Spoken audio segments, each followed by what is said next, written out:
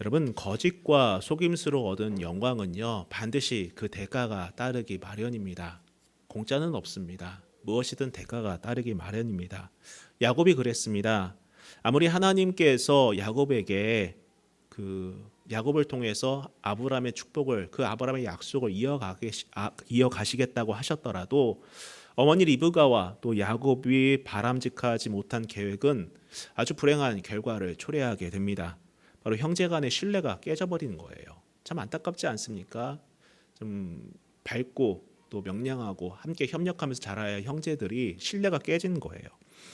오늘 우리가 읽지는 않았지만 창세기 17장 41절을 보면은요, 그의 아버지가 야곱에게 축복한 그 축복으로 말미암아 에서가 야곱을 미워하여 심중에 이르기를 아버지를 곡할 때가 가까웠은즉 내가 내 아우 야곱을 죽이리라 하였더니, 다른 이유가 아닙니다. 그 장자의 축복권을 빼앗았다라는 이유로 에서는 야곱을 미워한 거죠. 이 에서의 다짐처럼 야곱의 속임수로 모든 것을 빼앗긴 에서는 야곱에 대한 증오심을 품었고, 급기야 자신의 판단에 아버지가 죽을 때가 되었으니 야곱을 죽여야겠다라는 그런 마음까지 품게 된 것입니다. 이에 어머니 리브가는 위기의식을 가졌습니다. 두 아들 다 잃을 수가 있었기 때문에 위기의식을 가졌고, 다시 한번 기지를 발휘해 야곱을 멀리 밧단아람으로 도피시킬 계획을 세웁니다. 이제 야곱은 브엘세바를 떠나 이제 하란으로 향하기 시작합니다. 이 순간이 야곱의 인생에서 위기라 할 수 있고 가장 어렵고 앞을 알 수 없는 막막한 시기라고 할 수 있겠죠. 여러분, 이 모든 것을 잃어버렸을 이때, 아무런 꿈과 비전을 찾을 수 없다라고 말할 수 있는 이 순간, 과연 절망의 순간이었을까요? 그런데 하나님은 이 시기를 놓치지 않고 야곱을 만들어 가시며 그의 신앙의 기초를 다져 가심을 보게 됩니다. 세상에서의 위기는요, 절망의 때죠. 그렇지 않습니까? 세상에서 위기는 절망과 낙심과 열등감의 때겠지만은 믿는 자에게 위기는요, 세상 사람들과 다릅니다. 믿는 자에게 위기는 하나님께서 만지시는 때라는 겁니다. 나를 성숙시키는 때라는 거예요. 인생의 베이스 캠프와 같은 그러한 시기임을 여러분 믿으시기를 축복합니다. 여러분, 삶에서 베이스 캠프 중요합니다. 여러분에게 베이스 캠프는 어디입니까? 여기서 베이스 캠프란 말은 여러분 잘 아실 겁니다. 정글이라든지 어떤 높은 산을 오를 때에, 이런 오지나 등산을 할 때에 아주 중요한 역할을 하는 것이 베이스 캠프라는 것입니다. 이러한 곳을 오지와 같은 탐험을 할 때는 어떻습니까? 뭔가 식량이 필요하고 쉴 곳도 필요하기 때문에 반드시 이 베이스 캠프는 필요하죠. 그래서 우리에게 삶도 하나의 인생의 여정이라고 볼 때에 우리의 삶에도 마찬가지로 어떤 베이스 캠프는 분명 필요하다고 봅니다. 아마 여러분도 들어보셨을 겁니다. 과거 포스코에서 이런 광고를 낸 적이 있었어요. 참 저는 그 광고를 너무 좋아했고 그 광고를 잊지 못하고 있습니다. 여러분 다 TV를 통해서 보셨을 거예요. 당신의 베이스 캠프는 어디입니까? 라고 질문을 하면서 동시에 이런 나레이션이 나옵니다. 어디로 가야 할지 모른다면 베이스 캠프는 방향이 될 것입니다. 그리고 어디로 가야 할지 묻는다면 그 베이스 캠프는 지도가 될 것입니다. 또 계속 가야 할지 망설인다면 그 베이스 캠프는 용기가 될 것입니다. 베이스가 없는 정상은 없습니다. 라는 나레이션이에요. 맞습니다, 여러분. 어디에나 베이스 캠프는 분명 있어야 하는 것입니다. 이처럼 긴 시간을 필요로 하는 등산이나 오지를 탐험하는 데 있어서 베이스 캠프가 필요한 것처럼 우리의 인생의 여정 가운데도 분명한 베이스 캠프가 필요합니다. 특별히 우리가 신앙인으로서 믿음의 여정을 살아갈 때에 우리의 신앙의 베이스 캠프도 분명 존재해야 한다는 거죠. 만약에 우리가 인생의 여정 가운데에 특별히 신앙에 있어서 지쳐 있다면, 멈춰 있다면 우리는 다시금 이 신앙의 베이스 캠프를 점검해 볼 필요가 있습니다. 저는 여러분과 함께 오늘 말씀을 통해서 이 신앙의 베이스 캠프에 대해서 한번 이야기를 나눠보려고 합니다. 여러분, 여기 이삭과 에서를 속인 야곱이 있어요. 아버지와 형을 속인 사람이죠. 이 야곱은 어머니의 기지로 도망치는 중에 아주 놀라운 경험을 합니다. 성경을 보면 도망치다가 지친 야곱이 한 장소에서 잠을 청하게 됩니다. 그런데 야곱은 바로 이곳에서 놀라운 꿈을 꾸게 되죠. 12절을 볼게요. 꿈에 본즉 사닥다리가 땅 위에 서 있는데 그 꼭대기가 하늘에 닿았고 또 본즉 하나님의 사자들이 그 위에서 오르락 내리락 하고, 이 말씀에서처럼 야곱은 꿈에서 하늘에 닿아 있는 사닥다리를 보고 그 사닥다리를 오르락 내리락 하는 하나님의 사자들을 봅니다. 그런데 그뿐만이 아니었어요. 그는 그 환상 가운데서, 그 꿈 가운데서 하나님의 음성을 듣습니다. 15절을 볼까요? 내가 너와 함께 있어 내가 어디로 가든지 너를 지키며 너를 이끌어 이 땅으로 돌아오게 할지라. 내가 네게 허락한 것을 다 이루기까지 너를 떠나지 아니하리라 하신지라. 여러분, 저는 이 음성이, 이 하나님께서 야곱에게 주신 이 음성이 저와 여러분들을 향한 믿음의 음성이 되기를 주님의 이름으로 축복합니다. 우리는 이 야곱이 들은 하나님의 음성에서 두 가지 핵심적인 내용을 발견할 수 있습니다. 하나는 내가 너와 함께 있어. 내가 너와 함께 있어. 어디로 가든지 너를 지키며 너를 이끌어 이 땅에 돌아오게 할지라 라는 부분과, 또 다른 하나는 내가 내게 허락한 것을 다 이루기까지 너를 떠나지 아니하리라. 저는 이 말씀을 묵상을 하면서 이것이야말로 야곱의 생애에 있어서 신앙의 베이스 캠프가 아니었을까라는 생각을 해봤습니다. 여러분, 사실 우리가 창세기를 앞으로도 계속 묵상해 나가겠지만은 야곱의 이야기를 펼쳐서 보면은요, 그는 인생의 위기를 만날 때마다 이 베델과 이곳에서 만난 하나님을 떠올린다는 거예요. 몇 가지를 살펴볼게요. 창세기 31장 13절을 보면은 나는 베델의 하나님이라 내가 거기서 기둥에 기름을 붓고 거기서 내게 서원하였으니 지금 일어나 이곳을 떠나서 내 출생지로 돌아가라 하셨느니라. 여러분, 이 말씀은요, 야곱이 외삼촌 라반의 집에 얹혀 살던 시기에 하나님께서 야곱이 너무 힘들고 어려운 순간을 겪을 때 찾아와서 이 말씀을 해주신 거예요. 너무 힘들어요. 앞이 보이지 않고 아무것도 계획할 수 없는 그 순간에, 절망적인 순간에 하나님께서는 그냥 난 하나님이야 라고 말씀하신 것이 아니라 나는 베델의 하나님이다. 너가 베델에서 나를 만났지 않았느냐? 그 베델의 하나님이다 라고 야곱의 신앙을 이렇게 세워주십니다. 또 한 가지 볼까요? 창세기 35장 3절을 보면은 우리가 일어나 베델로 올라가자 내 환난 날에 내게 응답하시며 내가 가는 길에 나와 함께 하신 하나님께 내가 거기서 제단을 쌓으려 하노라. 여러분, 이 내용은요, 야곱이 그 딸 디나와 아들로 인하여서, 즉 자녀 문제 때문에 괴로워하는 순간에 나왔던 고백이에요. 이 시기에 하나님께서는 그를 어디로 부르셨냐면은 바로 베델로 부르십니다. 바로 이 장소, 오늘 말씀에서 등장하는 이 장소, 이 베델로 부르십니다. 그리고 야곱 역시도 가족들을 이끌고 자녀들을 이끌고 어디로 갑니까? 베델로 가서 제단을 쌓자. 베델로 가서 예배하자. 하나님께 예배하자, 기도하자. 이렇게 고백하는 내용인 거예요.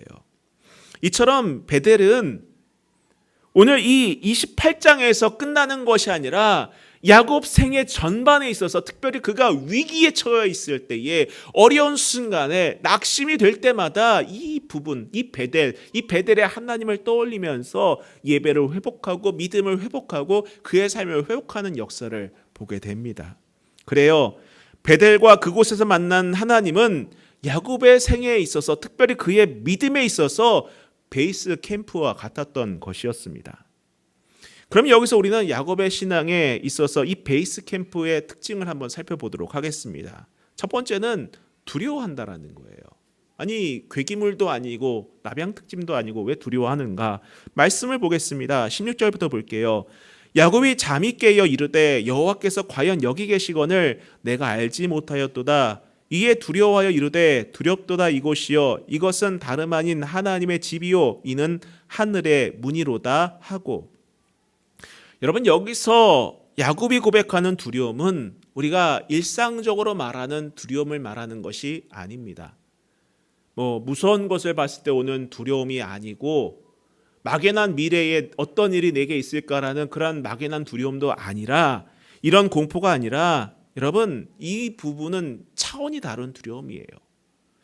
보통 신앙인은 하나님을 인격적으로 만나야 된다고 말합니다. 그렇죠? 여러분 인격적으로 만나시길 바랍니다. 여러분 인격적으로 하나님을 만난다는 말은요, 단순히 하나님을 아는 것과 달라요.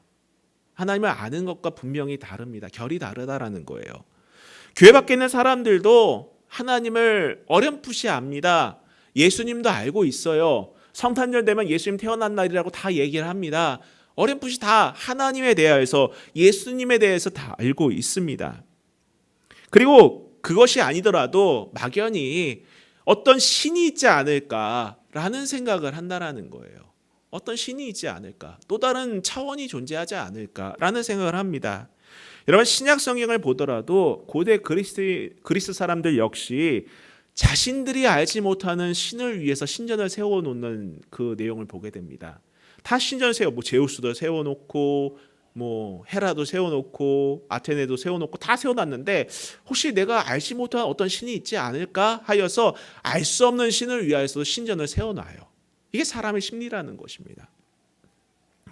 여러분 하나님을 인격적으로 만난다는 것은 단순하게 그분을 안다라는 것으로 그치는 것이 아니에요. 그냥 알고 있습니다로 끝나는 것이 아닙니다.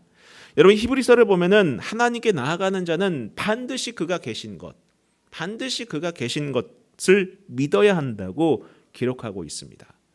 여기서 아는 것과 하나님이 계신 것을 믿는 것, 혹은 그 하나님을 인격적으로 만나면 공통적인 반응이 있는데 바로 무엇이냐?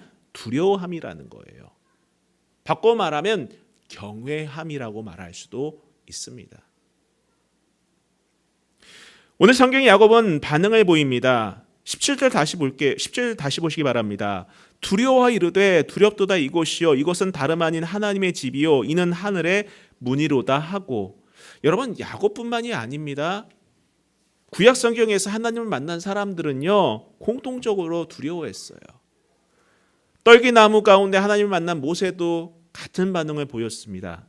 그리고 상심한 마음 가운데 성전 올라갔다가 하나님을 만난 이사야도 그러했습니다. 똑같이 두려워했어요. 이처럼 하나님을 대면하면 두려운 마음을 갖는다는 거예요. 그분을 경외하는 마음, 하나님이 계신 삶을 살아가게 된다는 것입니다. 여러분 우리가 삶을 살아가면서 하나님을 인지하면은요 두렵습니다. 여러분 우리나라가 이제 그런 얘기 많이 하잖아요. 카페에다 놓고 가도 잘 안 가져가고 길가에 떨어진 지갑도 잘 안 주워간다, 이런 얘기를 하지 않습니까? 우리나라 사람들이 양심이 있어서 그럴까요? 만나보면 꼭 그런 것 같지는 않아요. 다 똑같습니다. 동양 사람이나 서양 사람이나 다 똑같아요. 근데 우리나라는 좀 다른 게 있다고 하더라고요. 뭐가 있을까요? CCTV. 엄청 많죠. 엄청 많아요. 진짜 많습니다. 사람들도 다 알아요. 카페에도 CCTV 있고요. 도서관에도 CCTV 있고요. 가는 거리 곳곳마다 CCTV가 다 있습니다. 그래서 다 알고 있습니다. 이거 괜히 잘못 걸리면은 피할 길도 없겠다, 그런 얘기 하지 않습니까? 범죄자들 가운데 CCTV 사각지대에서 범죄 저질렀다가도 그 동선에서 다 들켜서 다 걸립니다. 그게 우리나라 이 현재 주소예요. 여러분 그러한 그 카메라가 나를 보고 있다는 것만으로도 우리의 삶이 정죄가 되는데, 제어가 되는데, 하물며 우리의 마음 가운데서 모든 것을 아시고 감찰하시는 그분께서 나를 지켜보고 계시단다면은 여러분 어떻겠습니까? 여러분 두렵죠. 두렵죠. 근데 여기서 말하는 두려움은 두 가지 의미예요. 하나는 피조물인 인간이 창조주를 만나는 데서 오는 경외심이며, 또 다른 하나는 무엇이냐? 나의 죄와 연약함으로 인해 깨닫는 부끄러움이라는 겁니다. 부끄러움. 근데 여러분 이것을 체험해야지 우리가 무엇을 체험했다고 말할 수 있습니까? 바로 중생을 체험했다라고 말할 수 있는 거예요. 여러분 우리가 믿음을 갖고 살아간다는 것은 내가 그냥 거리를 돌아다니다가 이제 오늘부터 내가 이 교회를 다녀야겠다, 그 교회 다니면서 이제 된 거 아닌가, 이런 것으로 끝나는 것이 아니에요. 엄밀히 말하면은요. 내가 그분 하나님 앞에 대면을 하면서 어떻게 되는 겁니까? 내 안에 부끄러움을 깨닫는 것입니다. 내 안에 죄를 깨닫는 거예요. 내가 그동안 살아왔던 나의 삶의 모습에 대하여서 후회하고 회개하면서 내가 이제 주님 앞에서 바로 서길 원합니다라고 깨닫는 것이 무엇입니까? 중생이라는 것입니다. 성결교회 사증복음 가운데 중생 성결 신유 재림 가운데 바로 그 중생이 이것을 말하는 거예요. 여러분에게는 중생의 체험이 있으십니까? 이 중생의 체험이 있으시기를 바랍니다. 하나님을 인격적으로 만난 시간은 언제인지 우리 스스로에게 질문해 볼 수 있기를 바랍니다. 더 나아가 전능하신 하나님께서 내가 어디 있든지 나를 바라보시며 그리고 내가 기뻐하는 장소에서 함께 기뻐하고 내가 아파하는 곳에서 함께 슬퍼하고 아파하고 계심을 믿으시기를 축복합니다.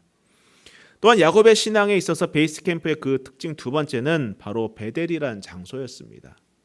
18절부터 보도록 하겠습니다. 야곱이 아침에 일찍이 일어나 베개로 삼았던 돌을 가져다가 기둥을 세우고 그 위에 기름을 붓고 그곳 이름을 베델이라 하였더라. 이 성의 옛 이름은 루스더라. 하나님의 임재를 경험한 야곱은요, 베개로 삼았던 돌을 기둥으로 세우고 어떻게 합니까? 그 세운 곳에 기름을 부은 뒤 그곳을 베델이라 불렀습니다. 그리고 그가 어렵고 힘들 때마다 어떻게 합니까? 이 베델을 떠올렸고 이 베델로 돌아와서 다시 하나님을 향한 예배를 회복하는 것을 보게 됩니다.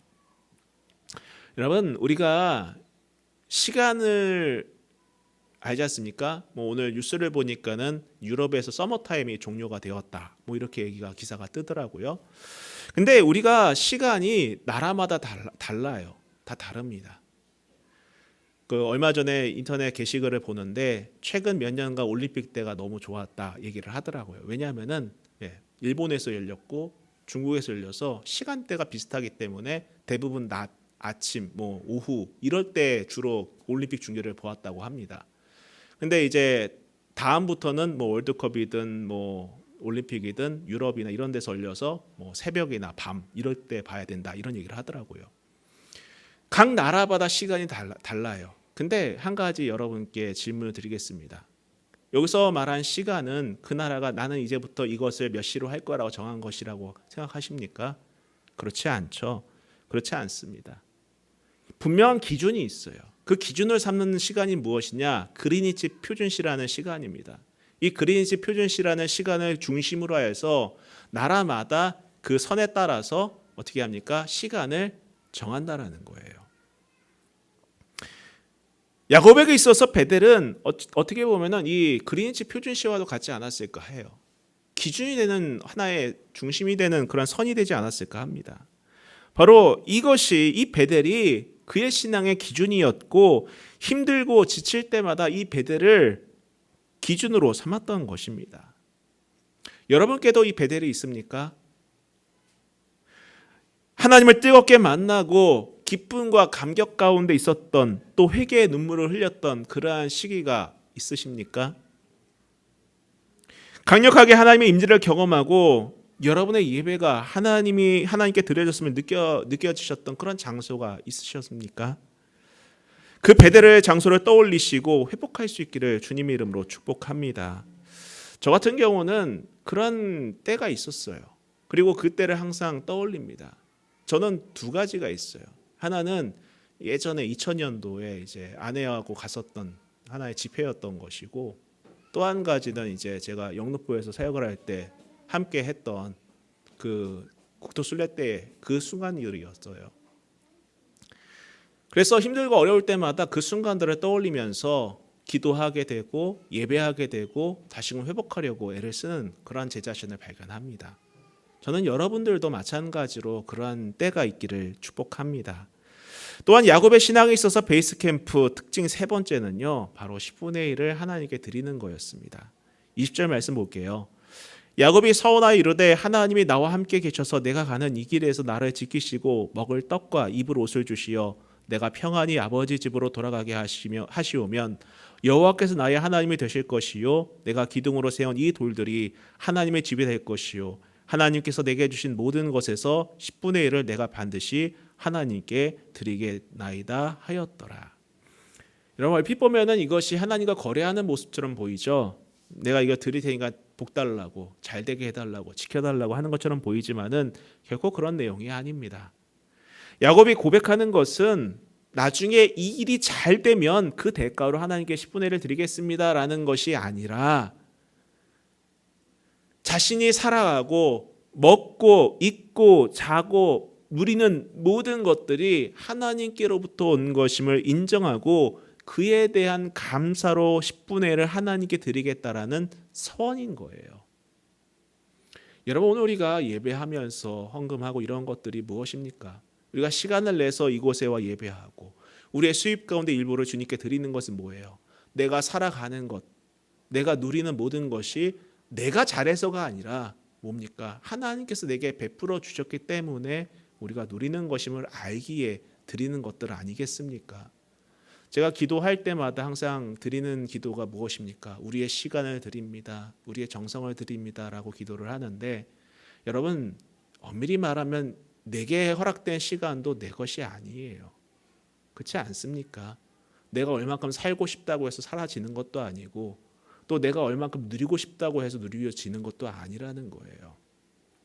우리의 시간은 유한하면서 내가 얼만큼의 시간이 내게 있는지 알 수 없는 것이 우리의 인생입니다. 그렇기 때문에 우리는 그분 앞에 더 겸손할 수밖에 없는 것이고 더 납작 엎드릴 수밖에 없는 거예요. 근데 여러분 여기서 핵심은 행위가 아닙니다.